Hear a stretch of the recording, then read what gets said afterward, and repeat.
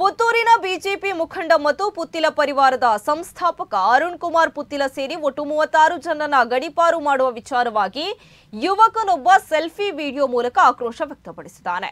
ಒಮ್ಮೆ ಪುತ್ತಿಲರ ವಿಷಯಕ್ಕೆ ಬಂದು ನೋಡಿ, ದಕ್ಷಿಣ ಕನ್ನಡದಲ್ಲಿ ಹಿಂದೂಗಳು ಸತ್ತಿದ್ದಾರಾ ಬದುಕಿದ್ದಾರಾ ನೋಡೋಣ.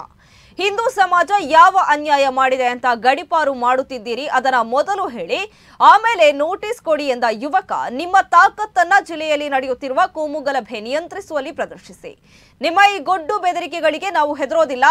ನಾವು ಹಿಂದೂ ಕಾರ್ಯಕರ್ತರು, ಪ್ರತಿ ಕ್ಷಣ ಹಿಂದುತ್ವಕ್ಕೆ ದುಡಿಯುವವರು, ಮುಂದೆಯೂ 24 ಗಂಟೆ ಹಿಂದುತ್ವಕ್ಕಾಗಿ ದುಡಿಯುತ್ತೇವೆ. ಅರುಣಣ್ಣನ ವಿಷಯಕ್ಕೆ ಬಂದ್ರೆ ಬಿಡುವವರು ನಾವಲ್ಲ ಎಂದು ಪೊಲೀಸ್ ಇಲಾಖೆ ಮತ್ತು ಸರ್ಕಾರಕ್ಕೆ ಯುವಕ ವಿಡಿಯೋದ ಮೂಲಕ ಸವಾಲಿಸಿದ್ದಾನೆ. ಗಡೀಪಾರು ಎಂತ ಗಡೀಪಾರು? ನಿಮ್ಮ ತಾಕತ್ತನ್ನು ತೋರಿಸಿ ನೋಡುವ.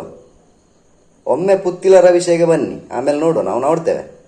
ಇಲ್ಲಿ ದಕ್ಷಿಣ ಕನ್ನಡದಲ್ಲಿ ಹಿಂದೂಗಳ ಸತ್ತಿದಾರ ಬದುಕಿದಾರ ಅಂತ ನೋಡ್ತೇವೆ ನಾವು, ಆಯ್ತಾ? ಆಮೇಲೆ ಮಾತಾಡುವ.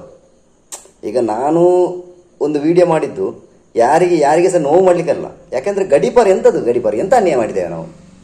ಎಂತ ಹಿಂದೂ ಸಮಾಜ ಎಂತ ಅನ್ಯಾಯ ಮಾಡಿದೆ ಅದನ್ನು ಫಸ್ಟ್ ಹೇಳಿ, ಆಮೇಲೆ ಗಡೀಪಾರು ನೋಟಿಸ್ ಕೊಡಿ. ನೀವು ತೊಂದರೆ ಇಲ್ಲ. ನಿಮ್ಮ ಇಂಥ ಈ ಗೊಡ್ಡು ಬೆದರಿಕೆಗಳಿಗೆಲ್ಲ ನಾವು ಅಂಜುವ ಜನವೇ ಅಲ್ಲ ನಾವು, ಗೊತ್ತಾಯ್ತಾ? ನಾವು ಹಿಂದೂ ಕಾರ್ಯಕರ್ತರು. ಖಂಡಿತವಾಗ್ಲೂ ನಾವು 24 ಅವರ್ಸ್ ಹಿಂದುತ್ವಕ್ಕೆ ದುಡಿತೇವೆ. ನಾವು ದುಡಿಯೂ ಇದೆ, ಇನ್ನೂ ಸಹ ದುಡಿತೇವೆ. ನಾವು ಇನ್ನು 24 ಅವರ್ಸ್ ಕೂಡ ನಾವು ದುಡಿತೇವೆ. ನಮ್ಮನ್ನು ನೀವು ಎಂತ ವಿಷಯ ಅಂತ ಗೊತ್ತಾಗೋದಿಲ್ಲಲ್ಲ. ಎಂತ ಇದು? ನಾವು ಬಿಡುವ ಪ್ರಶ್ನೆ ಇಲ್ಲ. ನೀವು ತಾಕತ್ತಿದ್ರೆ ನಿಮ್ಮ ತಾಕತ್ತನ್ನು ಒಳ್ಳೆಯದಕ್ಕೆ ತೋರಿಸಿ, ಒಳ್ಳೇದು ಮಾಡಿ. ಇಲ್ಲಿ ಕರಾವಳಿಯಲ್ಲಿ ಅಷ್ಟು ಕೋಮುಗಳೇ ಆಗ್ತಾ ಉಂಟು, ಅದನ್ನೆಲ್ಲ ನಿಲ್ಲಿಸಲಿಕ್ಕೆ ನೋಡಿ. ನಮ್ಮ ಅರುಣಣ್ಣನ ವಿಷಯಕ್ಕೆ ಬಂದರೆ ಬಿಡುವಂಥ ವ್ಯಕ್ತಿಗಳು ನಾವಂತೂ ಖಂಡಿತ ಅಲ್ಲ. ಇದು ಎಲ್ರಿಗೂ ಗೊತ್ತಾಗಲಿ ಅಂತಲೇ ವಿಡಿಯೋ ಮಾಡಿದ್ದು. ಜೈ ಹಿಂದ್, ಜೈ ಶ್ರೀರಾಮ್.